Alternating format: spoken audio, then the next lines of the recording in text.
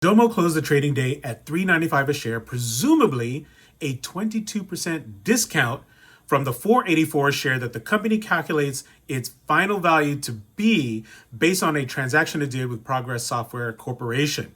In that transaction, the Domo sold its business to Progress for $400 million in cash and gave them some liabilities in exchange for retaining net operating loss carryovers and leaving them with about almost $300 million net cash. So that's how they calculated the 484 per share. So the question is, well, why is the market leaving this money on the table?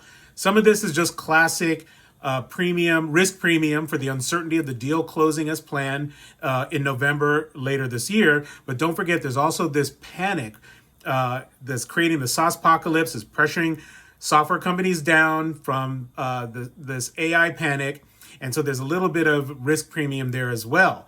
Now, if you recall, back in February, when the company announced it was looking for strategic alternatives, I guessed that put a cap and a tight ceiling on the valuation of the company. What I could not anticipate is that the company would go on this crazy roller coaster from there.